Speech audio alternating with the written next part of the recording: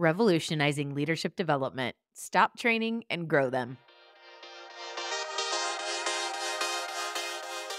Hey, it's Nikki, Llewellyn Gregory, and you're on Gut Plus Science, a mentoring platform for people-first leaders of all levels.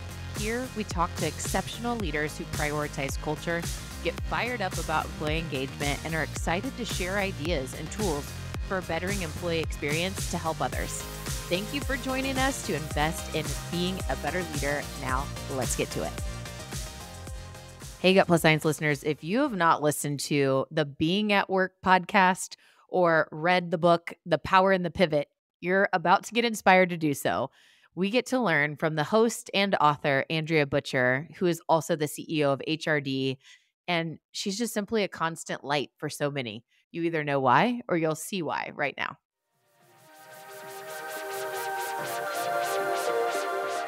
Oh boy, I have no idea how it's taken so long for one of my friends and most inspirational people I know that directly impacts people living their life on the daily to Gut Plus Science. Andrea Butcher, welcome. This lady and her team at HRD are our go-to for leadership development. And today we're going to hone in on stop training and grow them. So Andrea, welcome and talk about why you're so passionate about growth over training. Oh my goodness. So where to start with that? This leadership development work has been just a core part of my entire career journey. And as I even think about early in my life, seeing the potential within people and situations, I've just always naturally been drawn to growth opportunities and challenging opportunities because those are the things that stretch us. And, it's interesting getting into leadership development 20 plus years ago.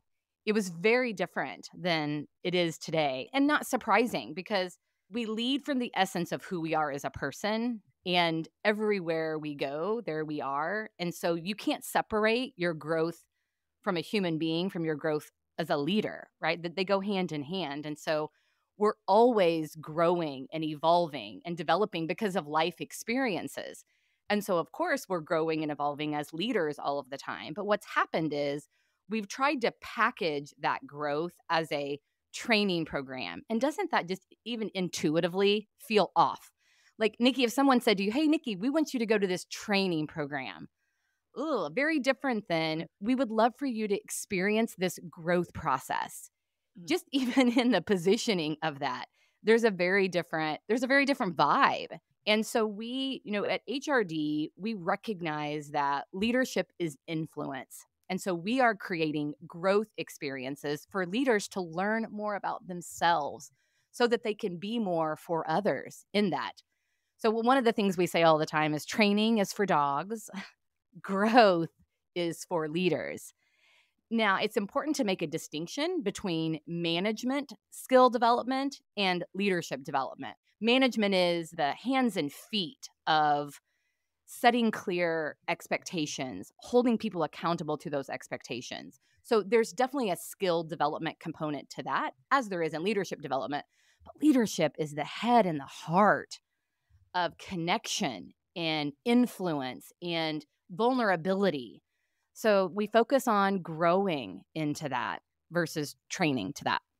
So good. And a beautiful reminder of the power of words, training session versus growth session. So let's bring this to life a little and talk about the reality of going from a training culture to a growth culture and what you've seen in that for just setting expectations of the journey. Yeah. And at its simplest level, I would say stop calling it leadership training because that doesn't even make sense for all the reasons I said. And then also, there are 4 key components that while all of our growth experiences look a little bit different because of the businesses we're serving and their rhythms and what's happening in their business, there are 4 components that are non-negotiables for a growth experience. And as we talk through those, you'll see them naturally in your own life. The first one is time. Not only do we have to allow time for growth to happen, creating an environment where we're giving people the time in which to grow and learn. So instead of saying like, hey, we want you to figure this out over the next couple of weeks, it's no, you've got a 6-month process that frees us up to explore And also, like within the course of our day, empowering people to carve out time for learning and for growth and connection as a part of the development process. And then the other three really go hand in hand with that. Then, as we're allowing for growth to happen over time, ensuring that there's clear focus. Like, what is it that I'm growing into? We use a model called the Leadership Challenge. And the reason we really like that leadership model is because it's both practical, it's based on over 40 years of research around when leaders are at their best, what are they actually doing? So it's behavioral, but it's also very inspirational because the first leadership practice is modeling the way. And so it's all about what way are you modeling? So we take leaders through a process where they're reflecting on, yeah, what ripples am I creating every day based on the thoughts that I have and the choices that I make? And what do I want to be? What are those values that guide my decisions as I reflect back? And so that's the focus that I'm talking about. But there can be a lot within that. So we take leaders through a process of determining what are the 2 to 3 behaviors you're going to focus on right now. That focus then gives us something to track and measure over time. So time, focus, accountability is the third. And we all get that. If you look at your experiences personally, you recognize the power of accountability in your life, no doubt. When I'm training for the Indianapolis Mini Marathon, that I have buddies who we're tracking each other on Strava. We're giving each other kudos. We're checking in to say, did you do that run? The research shows that when we have an accountability partner, our odds of achieving our goal go up 95%. So, of course, we would build accountability into the process. And then the last one is a phrase we've all been talking a lot about over the last couple of years, psychological safety. So over time, with focus, clear accountability, and psychological safety, like those are the ingredients for leadership growth. When you think of a leader and the balance between the time that they're developing their manager efforts and their leadership efforts, can you bring that to life to say, hey, I'm going to break, Sally, she's an awesome leader that's in my mind. And here's what it looks like when you're developing yourself to manage people well, and at the same time, you're helping to develop yourself as a leader. Can you share what that looks like? Yeah, I mean, I think it very much goes hand in hand. If we use the analogy of leadership is the head and the heart, and management is the hands and the feet, I mean, you need all of those in order to be effective. They very much complement each other, right? I'm naturally going to be a stronger manager if I know who I am and I'm intentional about connecting and getting to know you and inspiring a vision around where we're going and enabling you to be successful. So the leadership skills so support our management activities and vice versa. At the heart of leadership is credibility.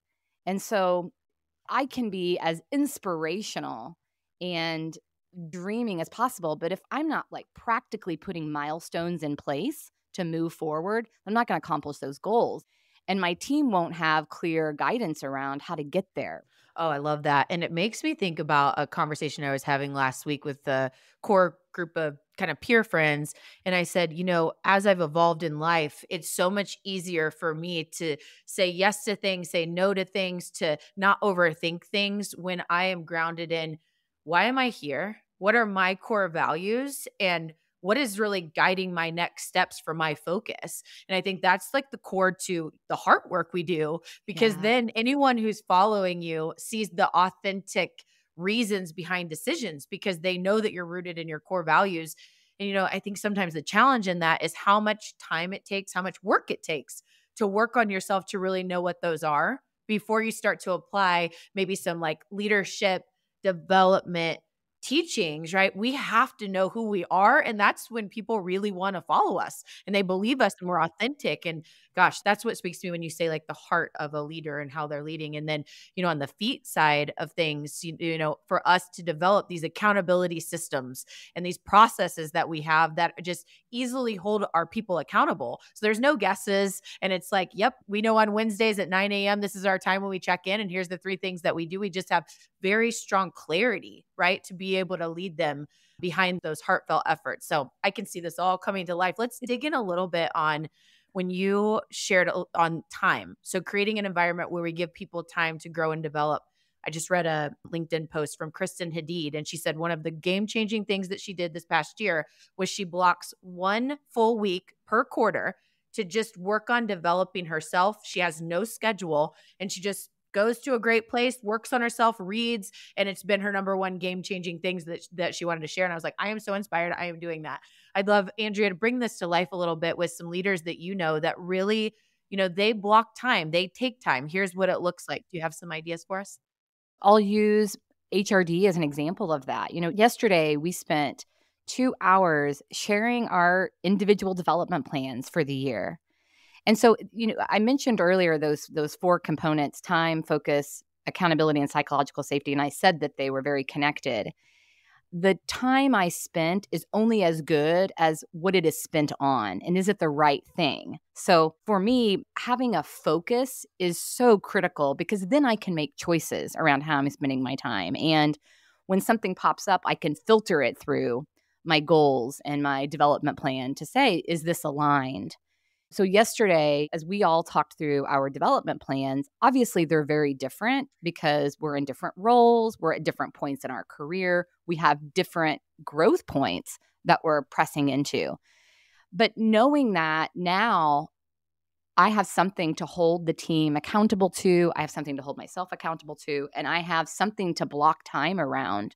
One of the things just personally that I want to work on this year is my brand on social and getting really clear on what are those core messages that I'm sharing and sharing those regularly in entertaining and helpful, informative ways. And so I've got some things that I'm going to do to grow in that area. And so now I've got something to block time around. And it's not just blocking time for blocking time. It's blocking time because it's so important to me. I'm really fired up about that.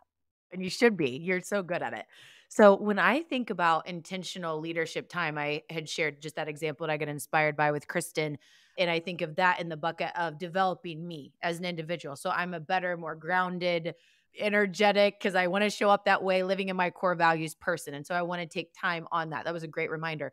On the other side, leadership time to develop, I think, is around the relationships in our lives and really taking time for those. Yeah. I'd love for you to bring that to life and what that looks like, just as a couple of examples. When you take intentional time to develop the relationships with those you lead, what does it look like? It's leveraging every opportunity because we're all moving so quickly. We don't have the same opportunity we had 10 years ago to walk through the hallway and connect with lots of people. And so it's taking that virtual environment and really being intentional about, using Slack, using text, using lots of different forums. I think of it as multiple touch points throughout the day. Within my team, we do a ton of texting, like group text. We do a ton of audio text messages to each other. Hey, I know you're kicking off that new client this morning. Like, we love you. We're here for you. We're lifting you up. Just giving people that encouragement. And then also, when we are in person, I'm thinking of a perfect example. Last Friday, I was getting ready to co-lead an HR peer group that I do every first Friday of the month. And my colleague Amanda popped into the office, and I hadn't expected that. And I knew she had a very, very full week. And so I knew, I've got this 10-minute block of time with Amanda, but it's going to overlap into the HR peer group. And so I made an intentional choice to be a few minutes late to that because here she was in person, and I hadn't been in person with her all week. And I wanted to press in, and she had had a couple of really tough things. I acknowledge that, hey, I know you've led through some shit this week. How are you feeling? How are you doing? And those kinds of moments, they create this emotional equity. They create this connection that no doubt she took with her. And my hope is she felt seen, she felt heard, she felt cared for. And it took me 10 minutes. Yes. Oh, so good. So 2 takeaways I just heard from you. You are so good at celebrating people. I mean, you're a podcast host yourself. You have an amazing show that we are going to link out into the show notes. So being at work, if you do not follow Being at Work and you're not listening to Andrea on the daily, because she does drop daily episodes of leadership growth opportunities, the thing that Andrea does that really stands out in her podcasting efforts, in her team, take time to celebrate people. I mean, she has episode reflection time with her show host just to celebrate like the Mhm. success of the episode, spending time, I mean, on my birthday, you spent time to write a post that made me feel so Mm. special out on LinkedIn to celebrate people. And I think it's Maya Angelou's quote about people always remember how you make them feel, right? Oh, It's not what we did, but how we make them feel. And as yeah. a leader, I think that's where people stay and want to be. It's so much about that energy that we create. And two things that you said just now, one is celebrating them, and two is listening. Just taking time to listen. You're so good at that, at Yeah. asking great questions and just listening and extending that 10 minutes to 12 minutes if needed so that Yeah. someone feels listened to. And I recently read something that my husband put out around when people feel heard, they feel loved. Mm. And what are we here to do as leaders, right? Let's talk about that for just a minute because it has been a journey of learning about myself so that I can do those things that lift others. Because what happens in the process is I'm lifted, I'm encouraged. There is not a day that doesn't go by where I don't doubt my leadership. I don't worry about I'm not doing enough for my team. I'm not doing enough for my family. I'm not enough for my husband. And we all have that doubt and that fear in our mind. And it's like, what am I going to choose to feed? I'm going to choose to feed the belief I have in people and the potential that I see. And so if I'm having like a shit moment like that in my head, it's nope. I see you there, doubt. I'm not going to feed into you. I'm going to look around me and I'm going to see all of the good things that are happening and I'm going to highlight those. And I'm going to like love on people, right? That gets me out of it every single time. Yes. Oh, that's so good. And I know your heart is so behind what you and I get to work on a lot, which is podcasting stuff. And I know that the reason why you put out these daily short episodes is to keep the fuel and keep the fire going for people. And you're sharing something that happened yesterday to you to inspire someone else to just keep going and to celebrate and just stop and pause and oh, goodness gracious. That's what life's all about, right? Living. And that's what I said in the introduction. Like you do that so well. So, few things that I want to hone in on here before we go into talking about psychological safety a little bit deeper. So, Andrea talked about focus. And I think the key takeaway that she shared there is really honing your focus. The more things that we have to focus on, the less we're really good at all of those things. So, 2 to 3 core behaviors at any time. Wonderful takeaway. And then the accountability piece of really reflecting and thinking about how am I accountable to the things that I've said I'm going to do? What are my accountability systems? Who are my people I'm checking in with? What is my regular scheduled thing on the calendar that makes sure that I'm moving the needle on these things? So, those are awesome takeaways. I want to drop down into the psychological safety piece. And Andrea, you work with so many leaders. You're constantly traveling, so you see people in different geographies and spaces. What does a psychologically safe leader look like to you? Can you illustrate that person? Yeah, like it's the environment. I'm going to use an example of a running group that I participated in many, many years ago. So I do the mini every year. And many years ago, I set a goal. Like, I'm just going to do the mini for the rest of my life. That's just going to be a challenge I'm going to set. So this year will be my 14th mini in a row. And so I really got into running several years ago. I don't run nearly as much as I used to, but I'm committed to the mini. But when I first started running, I'd never run a half marathon. I'd done a couple of 5Ks here and there, but I'm like, shit, how in the world do I run this race? So I joined through the YMCA. I joined a running group, and I was terrified showing up to that. I'm like, oh my gosh, they're going to think I'm stupid. I don't know how to run. I've never run 13 miles in my life. Like, how am I going to do this? And the instructor, from the moment I walked into that conference room with the YMCA, welcome. Hey, how are you? Is this your first time running? Have you met Nikki? Nikki, this is Andrea. It's her first time running too. Created an environment that was so welcoming and so encouraging. And hey, like it said right away, hey, you guys, I know that some of you are like terrified about this. Like, who's terrified? And so like made it okay to be terrified and find a partner. Hey, you run at your own pace. You're running your race. We're not comparing anyone. Like, and we're going to break it down, small wins. And so every week we're going to up our mileage. And you know what? At the end of it, you're all going to run a half marathon. And so that's what it is, right? It's a lot of little things that create an environment that says it's okay to feel what I'm feeling. It's okay to raise my hand and say, so not surprising then, He was such a coach and a guide. And then on the day of the race, he like freaking went to the mini and was cheering us on at different parts of the course. And like that guy, like that is psychological safety, right? And it happens every day in our workforce. People are showing up to Teams meetings frustrated about something, the tension of their home, their concern over how they look on video, whatever it is. And are we creating an environment where it's okay to feel that? Are we acknowledging that? Are we telling the truth about it? I read a great quote yesterday that I was podcasting about within teams telling the truth about the dynamics within the team. And it's pertinent here. It says, the truth is only harsh if we don't address it. And isn't that true? If it lives in our heads, it becomes this beastly thing that with tentacles, it grows. Get it out. Like say, I'm not feeling good here. Just releasing that. So creating an environment where individuals and leaders can do that. And for me, that's psychological safety. What I wrote down here is, psychological safety is being welcoming and encouraging and meeting someone where they are and really helping them to feel seen and, hey, let's co-create together. I was on a power walk with a friend last night that just changed roles and she's so excited about it. And I was asking her what has her so fired up other than just the new opportunity. And the word that we got locked in on was the person that owns the business that she's working at now. They're co-creating together. And it's not like where she came from and some experience she had was people would grab her ideas and take these ideas and then let her report back on it. It wasn't like, hey, let's do this together. And she's like, for the first time, I feel like I'm bringing ideas to the table and we're doing this together. I'm not just a source for helping the business drive revenue, but I get to do it with them.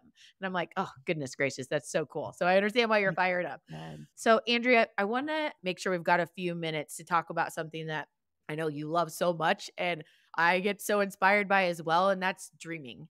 And so if we could spend a few moments encouraging people to dream or dream bigger. And some people think they're dreaming, but I think there's a way you can step it up. We always can. And I know you love to talk about this. So what does that look like to you? One thing I always break down for people is just thinking about what a gift it is to be able to think about the future. Human beings are the only animals that have the ability to imagine the possibilities of what will be. Like that is a gift that we have. We are not stuck in the muck. Our brains are freaking powerful. And at any time, we can imagine a different picture. Like that fires me up. I'm happiest when I'm in the future and I'm dreaming. Every time I've ever taken StrengthsFinder, futuristic has always come up as one of my strengths. And I was so glad many years ago to finally name that because literally, Nikki, I put myself to sleep every night imagining these scenarios. I have always done that. Like imagining what it will be like to walk through the streets of Paris. And I'm going to be in India in June. And so right now I'm spending so much time just imagining the connection with these leaders that I've worked with many times, what it will be like to walk through the streets of Pune, India. What am I going to experience? Like that it gives me such a lift. It's very energy giving. So naturally, I'm a dreamer because I really do believe that the sky is the limit. The only limit is the limit of our brain to be able to see that and to have the courage to say, this could be really cool. And what's interesting is I feel like I'm finally getting to a place in my life where I'm really fully allowing myself to do that. Because for so many years, like, oh, that's Pollyanna, that's idealistic. I was in a CEO group a couple of years ago that I really struggled with because I casted a crazy aggressive vision for my business. And there were actually leaders who laughed and said, one of them, even the guy that was leading it even said, like, that's just not very realistic. I really think you need to be more realistic. And it hurt my heart.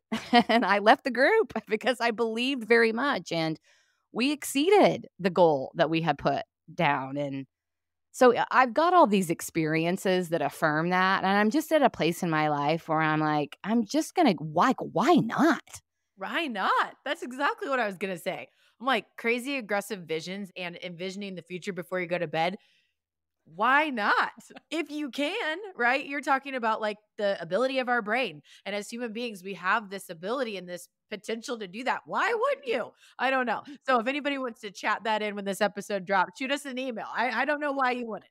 And so when I think about these four things that we were talking about with growing leaders, and you talk about time, focus, accountability, and psychological safety. And if we think about that in terms of dreaming, take time to work on your dreams. Like block time to think bigger, whether that is a journaling session or going on a walk with a friend or whatever. Take time. Number two, have a focus for the dream. Okay, what's the next step? What's one or two things I can do to take this ridiculous thing and try to take some steps towards it? Why not try it? And then the accountability, it's like, hey, who are you around? Andrew, you and I were just talking about this, to have a peer group of people that are dreamers. Can you imagine?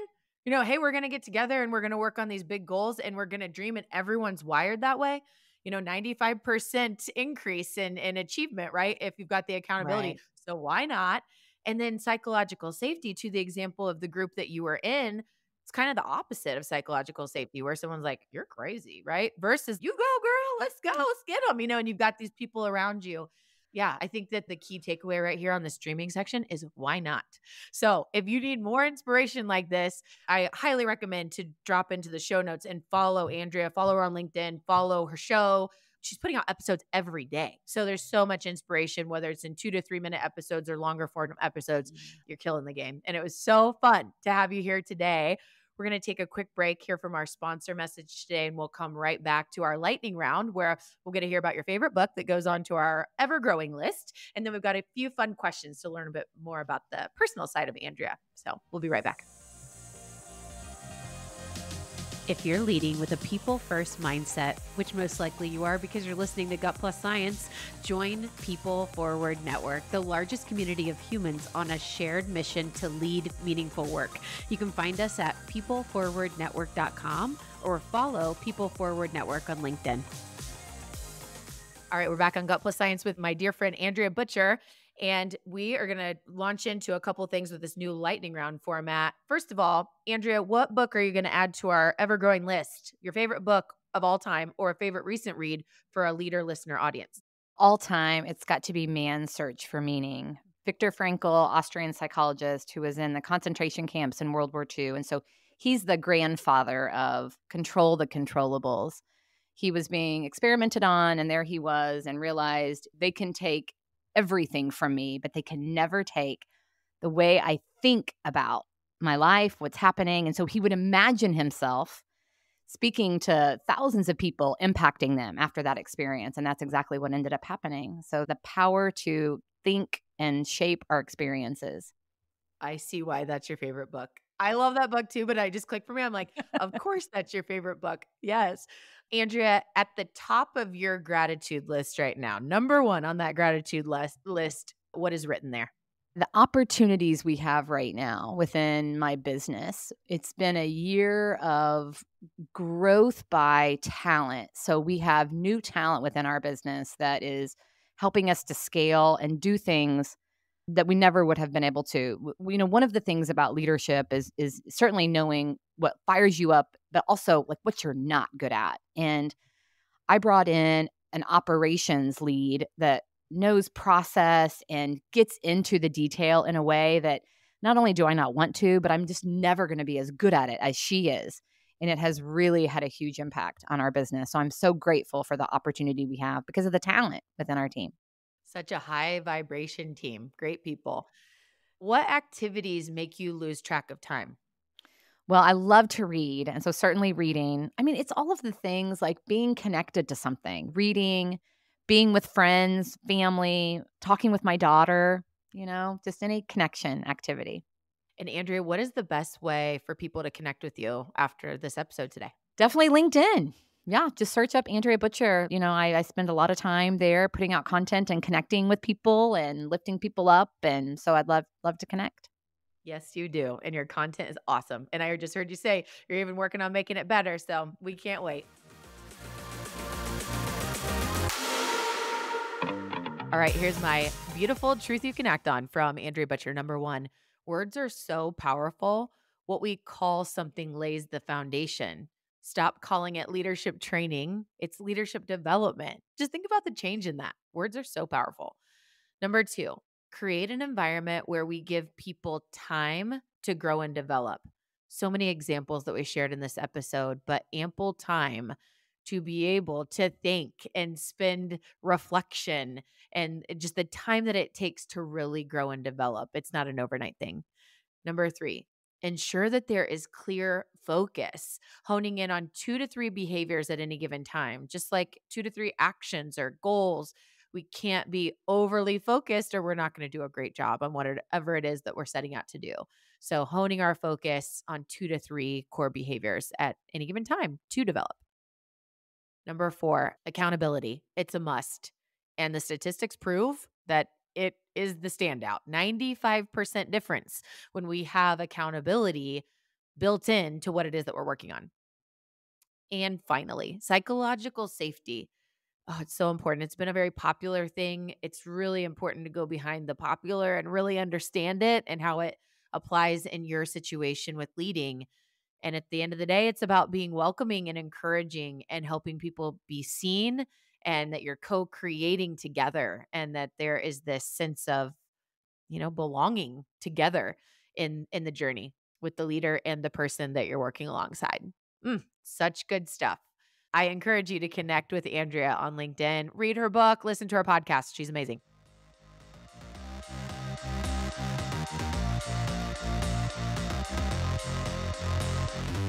We just left the world a little bit better. Now, go do something with it.